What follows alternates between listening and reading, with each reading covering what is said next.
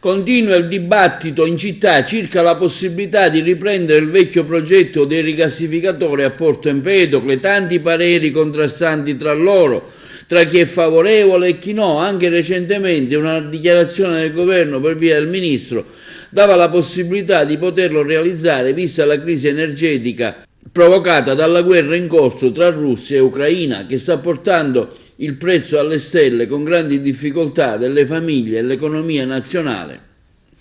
In tal senso interviene nel dibattito anche il segretario della UIL Gera Acquisto, che afferma come non è più il caso di procrastinare mai come ora, necessitiamo di approvvigionamenti energetici, non si fa altro che parlare di transizione energetica e soluzioni sostenibili. Che ci preoccupa è come arriveremo al raggiungimento di questi obiettivi. Indubbiamente, continua il segretario Acquisto, anche nella nostra provincia si sono fatti dei passi avanti, ma la produzione di gas in Italia è arrivata ai minimi storici. Nonostante il nostro territorio sia ricco di giacimenti di gas, dipendiamo dalle importazioni che a causa della situazione di crisi attuale rappresentano un problema che graverà sull'economia dei cittadini e del nostro territorio già martoriato a sufficienza dalla pandemia. Gli aumenti del costo delle materie prime e dell'energia ci impongono di riconsiderare il sistema di approvvigionamento delle materie prime, soprattutto per ciò che concerne il gas.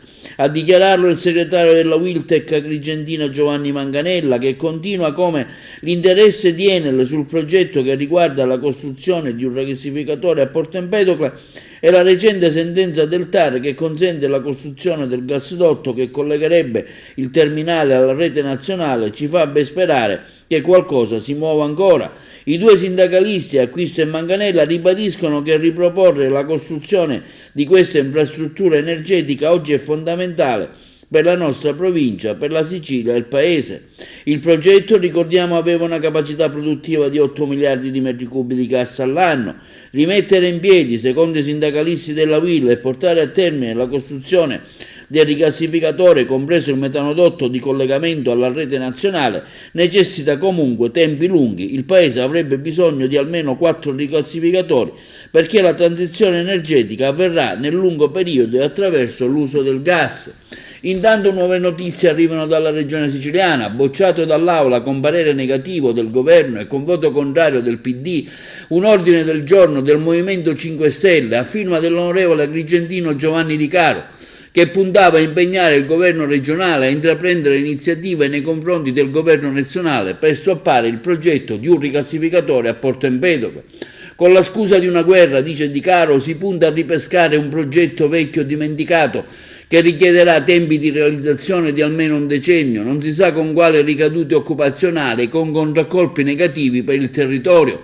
Abbiamo un territorio devastante, continua il parlamentare dei 5 Stelle, privo di qualsiasi tipo di infrastruttura idonea alla vocazione turistica dei luoghi meravigliosi in cui viviamo, e si dà priorità a strutture di questo tipo senza tenere in nessun conto la volontà dei cittadini del territorio, che più volte hanno rappresentato il timore che da questa struttura scaturiscono più danni che benefici che potrebbero penalizzare il settore turistico locale e le attività lavorative più strettamente legate all'economia marinara. Troppe volte, continua l'onorevole Di Caro, con la scusa delle emergenze che ora non finiscono mai, si sono commessi errori irreversibili per il territorio e per i suoi abitanti. Vedi Ilva di Taranto, in questo senso docet. Dispiace, conclude il parlamentare di 5 Stelle, che a favore del rigassificatore si sia espresso anche il Partito Democratico, oltre che al governo.